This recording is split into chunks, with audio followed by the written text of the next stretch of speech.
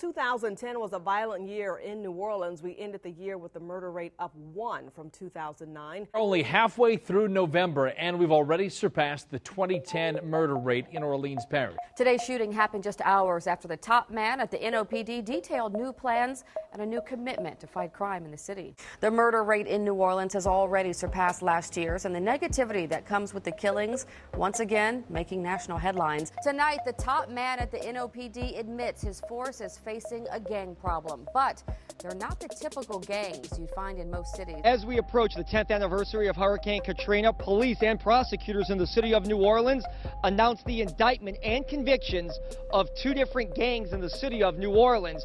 We've all heard about the Ride or Die gang.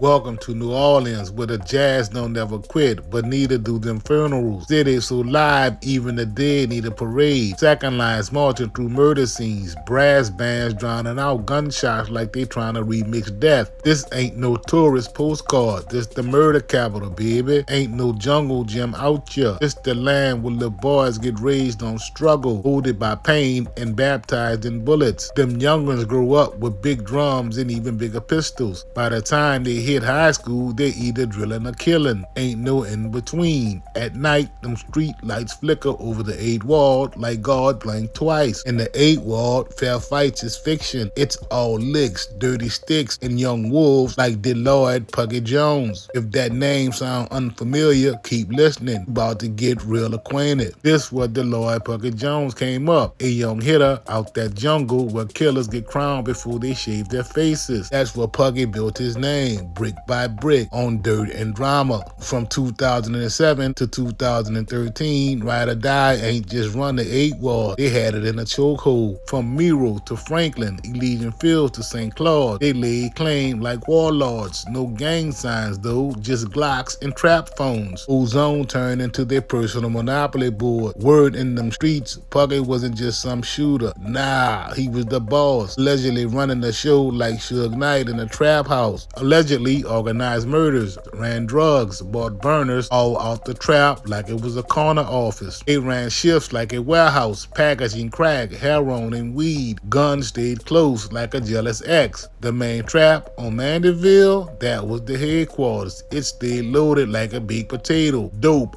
pistols, money stacked like dirty dishes. That joint was like the Amazon for felonies, stocked up like a corner store before Mardi Gras. Guns, dope, scales, baggies, all in arm's reach, no safety on. They was working shifts like a damn warehouse. Crack, heroin, weed, all getting chopped, bagged, and served like it came with fries. Precision like a cookbook, but the recipe came with a body count and a shell casing. Puggy and his squad wasn't just trapping, they was locking the whole hood into a loop of fear. Blood money stayed in motion. Murders wasn't random, they was memoed. Ain't no negotiations, just deletions. Back then, the climate in the 8th ward was heavier than the stripper at Shishi, trying to land on one leg. Guns was everywhere, bodies dropping, shells singing, and these youngins still clutching like a stick shift on a steep hill.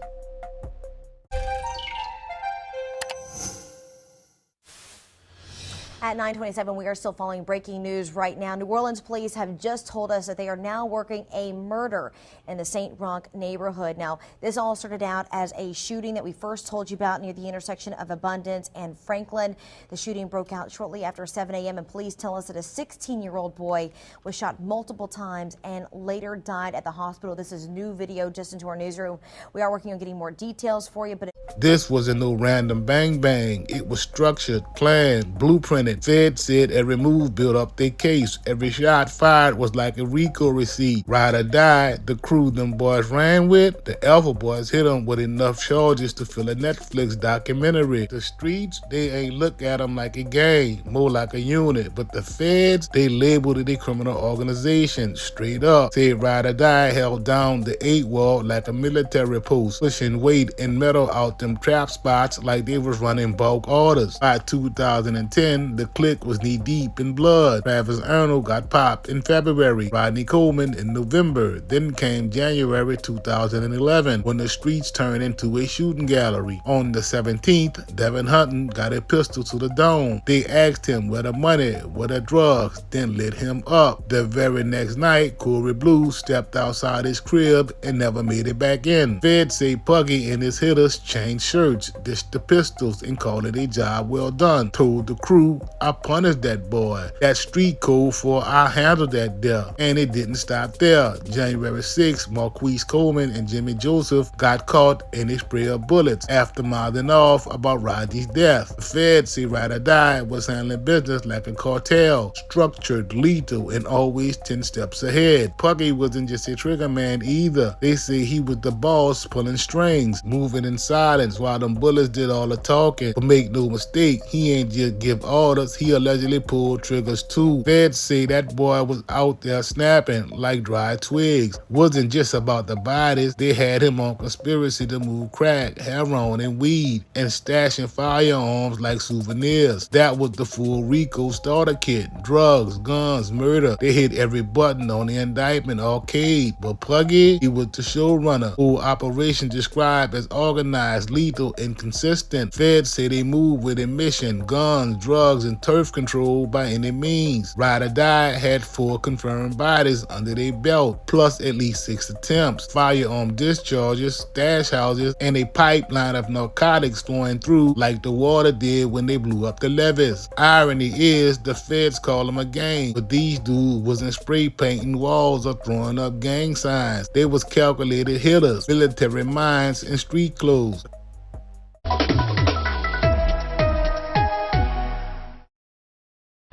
As we approach the 10th anniversary of Hurricane Katrina, police and prosecutors in the city of New Orleans announced the indictment and convictions of 2 different gangs in the city of New Orleans.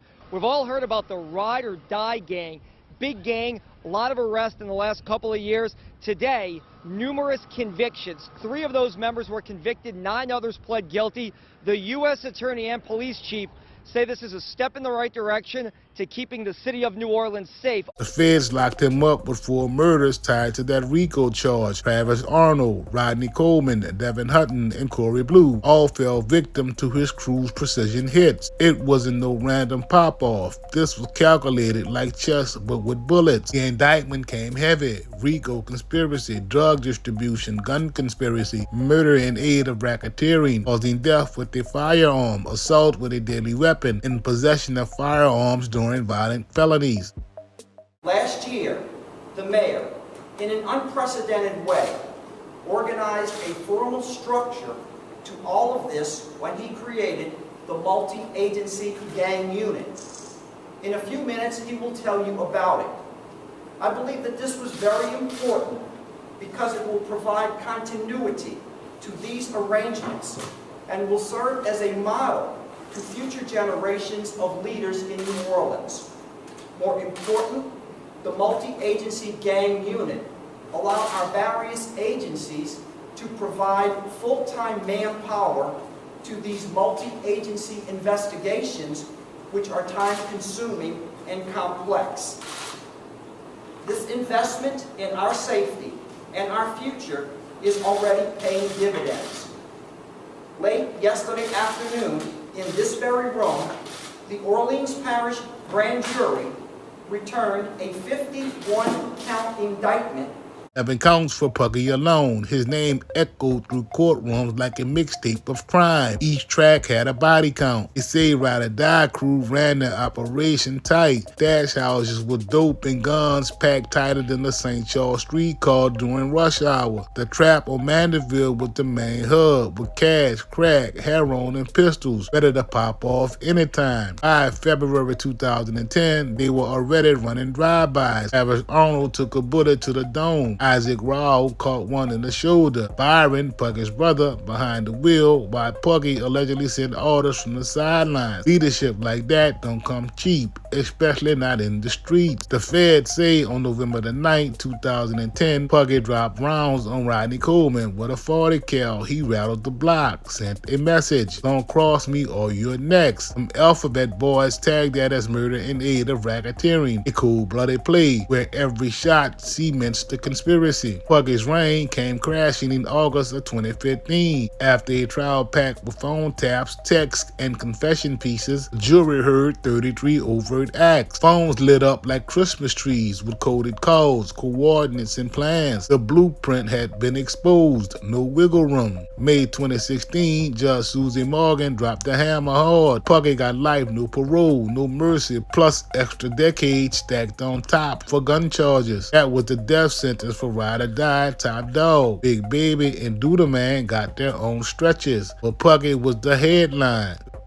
There's been an uptick in violent crime this week in the city of New Orleans with numerous shootings, but today the mayor, the police chief, and the U.S. attorney announced the convictions and indictments of numerous gang members. Members of the Ride or Die gang have all been convicted. Some pleaded guilty, others were convicted at trial. The feds painted Ride or Die as a full-blown criminal empire, moving drugs, guns, and bodies like a well-oiled machine. 4 murders, 6 attempted murders, stash houses, weapon conspiracies, all part of the violent hustle.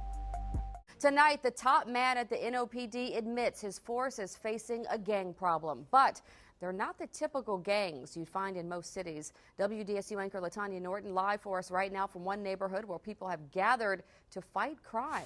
Latanya?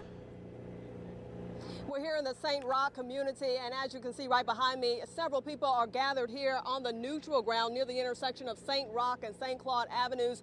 They're getting ready for a community crime walk to take a stance against violent activity in their neighborhood, and all of this comes on the heels of a bloody weekend in New Orleans.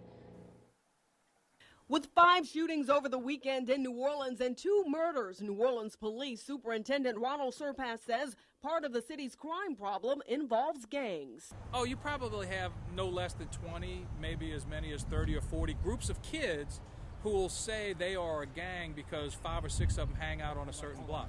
Surpass says unlike other cities, gangs in New Orleans are loosely knit and harder to control.